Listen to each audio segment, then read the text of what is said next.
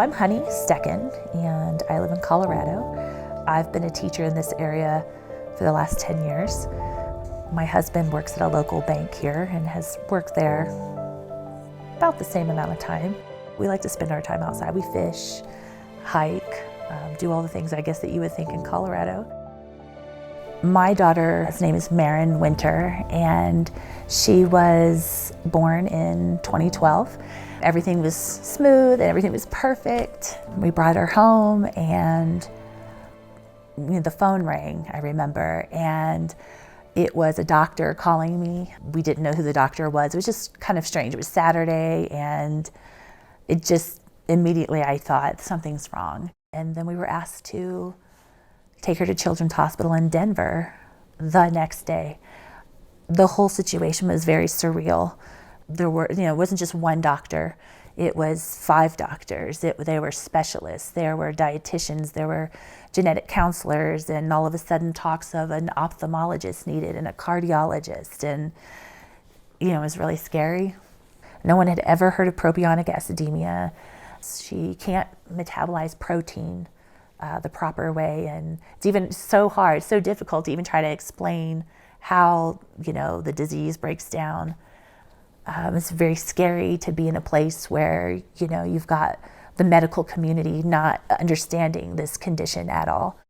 When Marin's sick, we have to be in the hospital. If she gets a cold, anything that really affects her appetite or will give her a fever, say over 100.5, can kind of ratchet up the propionic acidemia for some reason. And so we tend to be in the hospital a lot so that she can get IV nutrition and fluids so that she stays stable. I feel like more times than not, a child with her disease lives in the hospital and has punctuated periods of being able to go home, because propionic acidemia is, for all intents and purposes, very fatal. We stopped going out.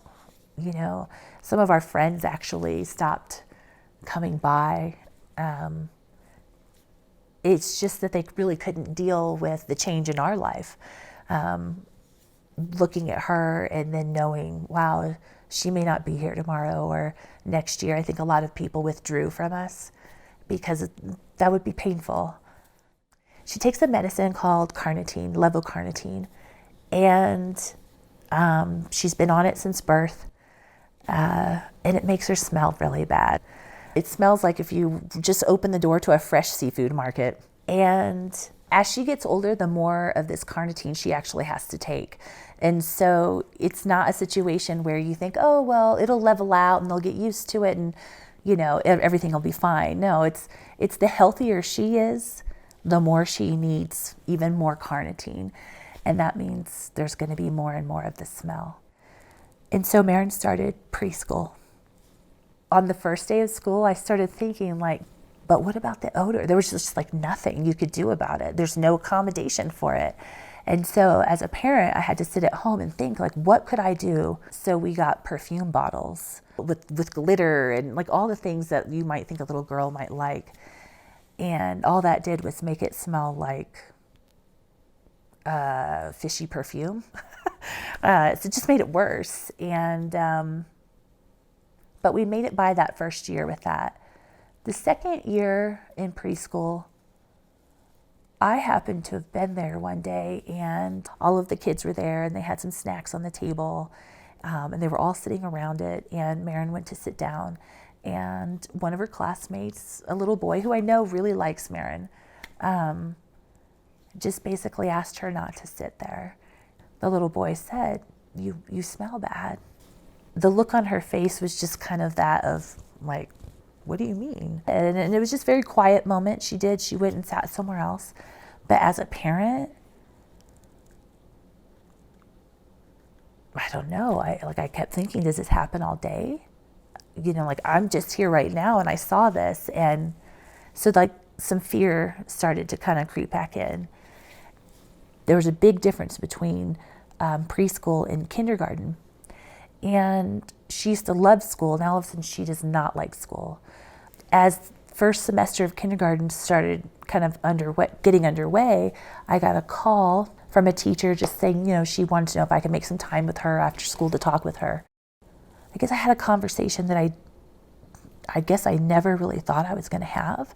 And that was, the teacher told me that she was having a difficult time with Marin in class. And I had no clue what to expect. I really thought it was going to be about behavior. And no, it was that Marin's smell was kind of filling the classroom.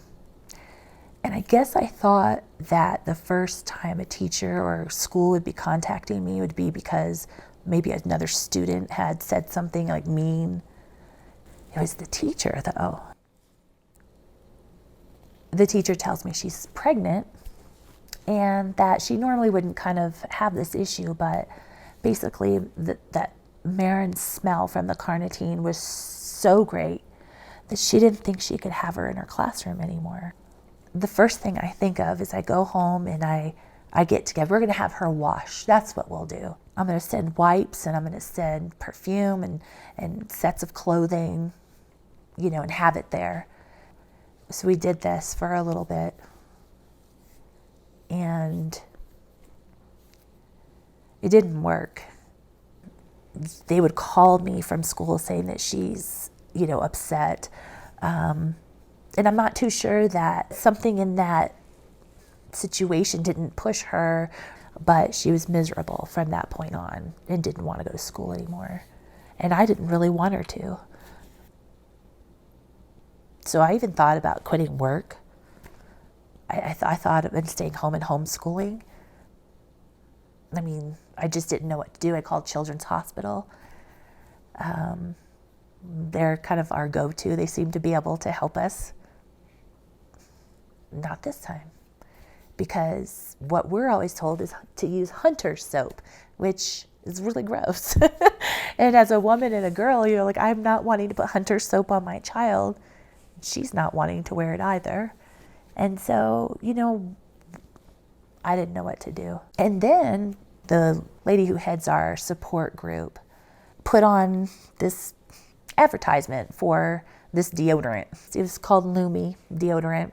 And the thing is that I'm thinking to myself, why is she doing this? Because nothing has worked. Nothing has worked.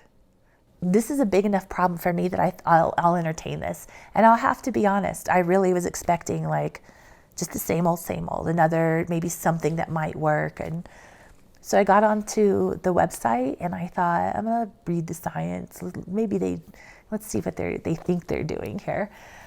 And that's what kind of hooked me. The words and the science and the bacteria, just everything, like little red flags going off, like, whoa, I need to pay attention to this.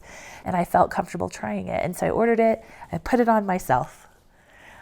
It worked for me now, but I'm just kind of a normal person with maybe the normal stinky smell. I'm not my daughter. And so the real test would be will it work on her? It works on me. It worked on me for about 3 days straight. I did not shower because I wanted to see. We tried it on Marin and it did work. And then it worked. And then it worked. And I thought, this can't be. I actually didn't want to believe it because we've been told no all the time. We ended up switching schools even. It felt like we had won the lottery. I don't know how else to explain it, because for once in our family's life, and actually all the families with this, it was a win. PA, the acidemia, did not win. We won.